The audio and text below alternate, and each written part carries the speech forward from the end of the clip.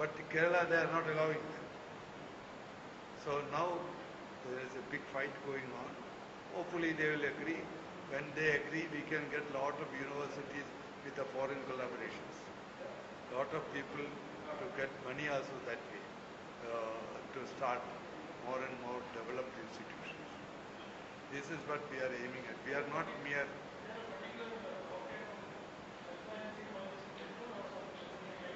Kerala total block. Now oh? No, foreign entity cannot be there if there is not a what we call university, private university. Kerala is private universities are not allowed.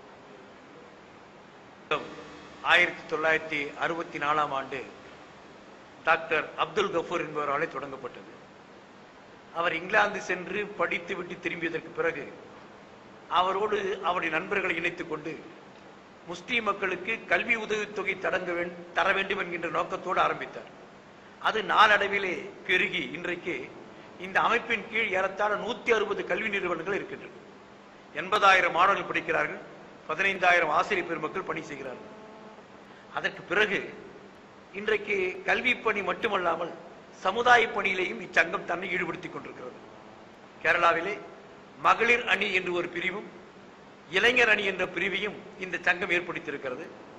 அந்த மலப்புரம் மாவட்டத்திலே மட்டுமல்லாமல் கேரளாவின் பல்வேறு பகுதிகளிலும் பெண்களுடைய தலைமைத்துவ பண்புக்காகவும் பெண் கல்விக்காகவும் மகளிர் அணி பாடுபட்டு வருகிறது. இளைஞருடைய சுய வளர்ச்சிக்காக பயிற்சி முகாம்களை இளைஞர் அணி பல்வேறு இடங்கள் நடத்தி கொண்டு வருகிறது. இன்னும் குறிப்பாக சொல்ல போனால் இந்த சங்கம் முதலாக சுய நிதி பொறியியல் கல்லூரியை குட்டிபுரம் என்ற இடத்திலே தொடங்கியது. அதற்கு பிறகுதான் இன்றைக்கு கேரளாவிலே பல்வேறு சுயநிதி கல்லூரிகள் உருவாக ஆரம்பித்து விட்டன.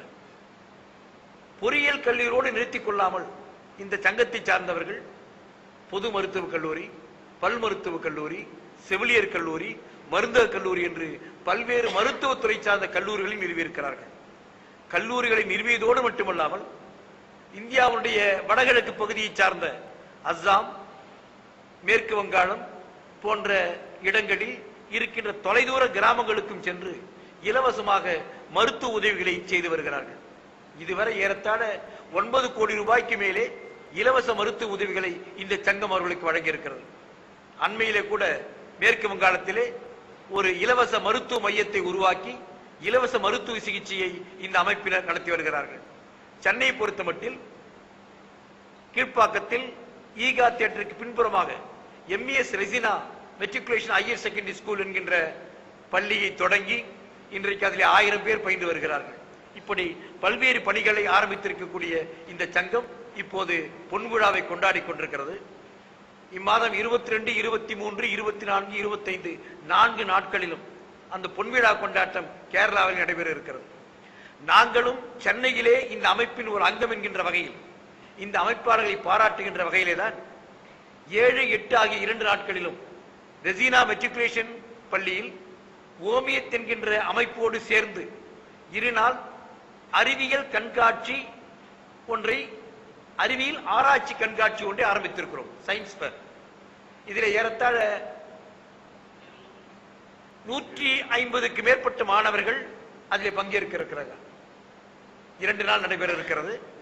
அது மட்டுமல்லாமல் 7ஆம் தேதி பிற்பகல் 4 மணி அளவில் தேசிய கல்வியில் முஸ்லிம் நிறுவனங்களின் பங்கு என்கின்ற தலைப்பிலே ஒரு கருத்தரங்கம் இருக்கிறது. சென்னை புதுக்கல்லூரியின் கலையரங்கில் 4லிருந்து 5:30 மணிக்குள்ளாக இந்த முதல் கருத்தரங்கு முடிவெடுக்கிறது. 6:30 மணிக்கு மேல் ஒரு பாராட்டு அரங்கம்.